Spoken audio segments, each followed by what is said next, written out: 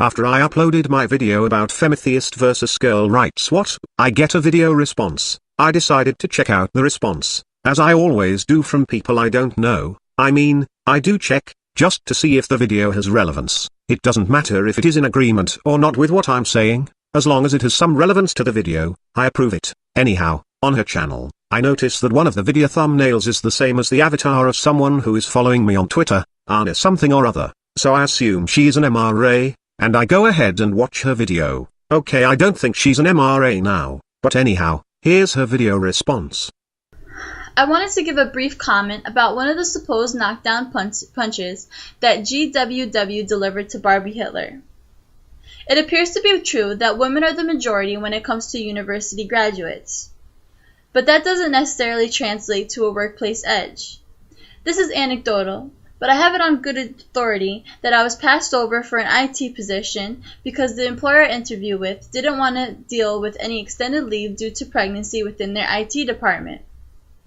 Pregnancy-related discrimination is not only a common problem, but according to the EEOC, it is a growing one, with lawsuits increasing over 15% in the last 10 years.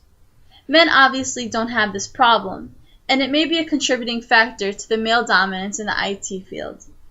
I had never thought of that before. You want to be an IT professional, that's sexy. I like a chick that knows computers. I have to confess though, your story does remind me of this one biracial woman I dated, who talked about her dad getting fired from his job as a weather reporter, because he was black. Well, knowing it's illegal to fire people for being black, I just had to ask what evidence there was for this. She told me that he was replaced with a white woman. I stood there waiting for the rest of the story. It turns out that was the story. She then finishes by saying, and if that's not blatant racism, then I don't know what is. To which I looked at her and said, then you clearly don't know what is. A younger white female replaces an older black male, and she chooses to go with racism as the culprit. It could be sexism, maybe he was fired for being a man.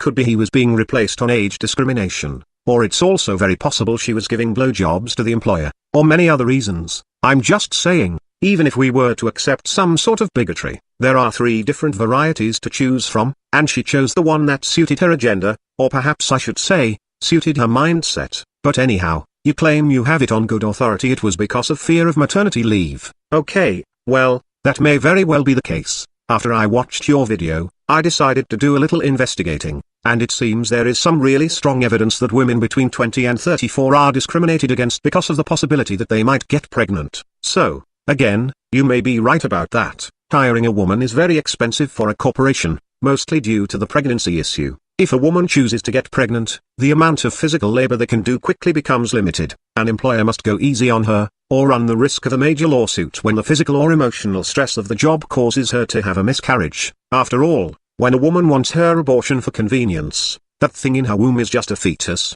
But when physical or emotional stress contributes to them losing that fetus, it's now considered a baby who was killed as a result of the grueling environment created by the corporation. So again, a woman chooses to get pregnant and she often becomes a piss-poor employee who simply can't be fired, and the loss of the child could become a lawsuit to the company. Then when she is on maternity leave, that's money the corporation has to part with. Then they have to worry about someone filling her position, which means they have to hire underqualified employees and train the new employees who are going to be out the door the moment the woman returns to work. That is if the woman returns to work. When the woman comes back to work, for the agreed full-time, it has been reported by some employers that full-time translates to part-time when you consider how motherhood has her arriving late and leaving early. And in addition to all that, it has been noted that in many professions, a woman loses some of her career knowledge due to the time off. When all is said and done, it seriously hurts a corporation when a woman chooses to get pregnant. Therefore we can easily conclude that corporations shying away from hiring women, are simply doing what it takes to stay alive as a business.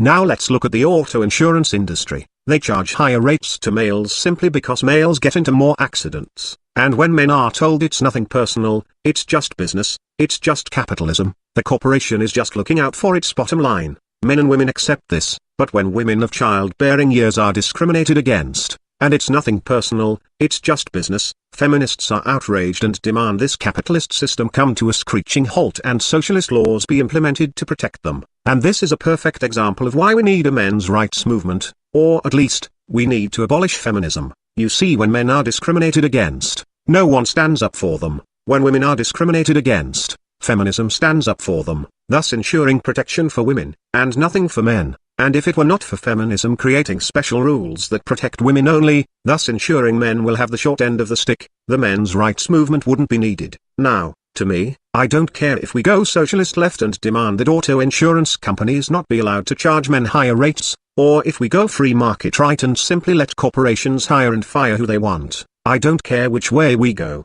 so long as there is consistency. Either no one, no matter how costly to an industry, gets discriminated against, or corporations be allowed to hire and fire without socialist restrictions. Either way, and I think this also illustrates the proclamation that men are the ignored gender. There is no shortage of women that will insist that something is unfair to women, and call this sexism, and demand change, and yet these very same women are completely oblivious to the exact injustices to men. After all, there is no shortage of women bitching about corporations discriminating against hiring them because they are a financial burden, but not a peep about the auto insurance industry discriminating against men for the exact same reason.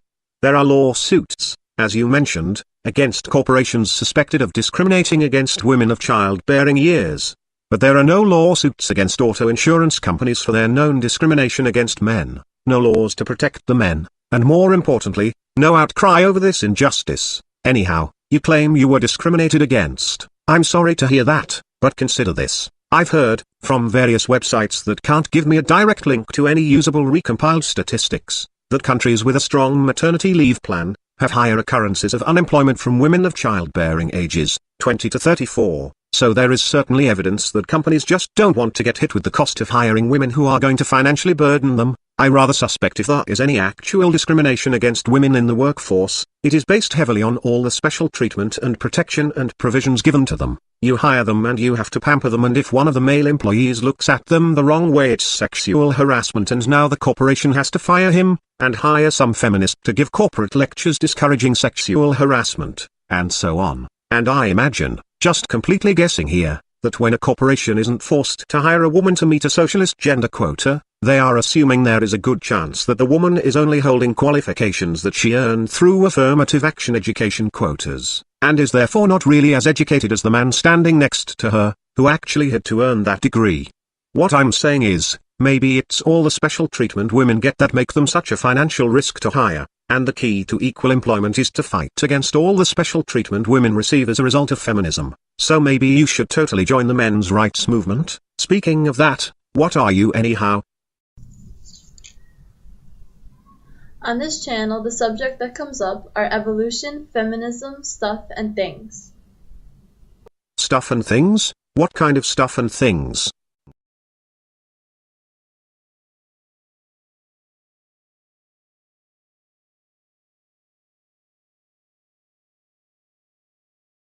Oh, this sort of stuff, and those sort of things. I have to confess, I like this sort of stuff, and I like those sort of things. What else do you have?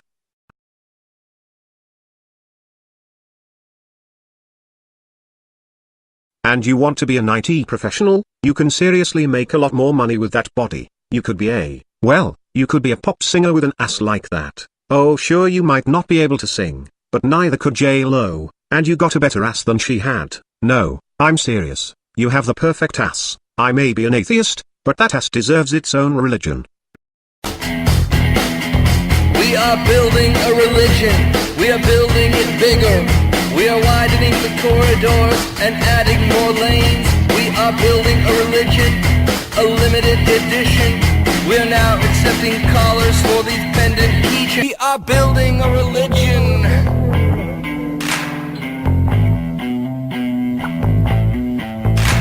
We are building it bigger.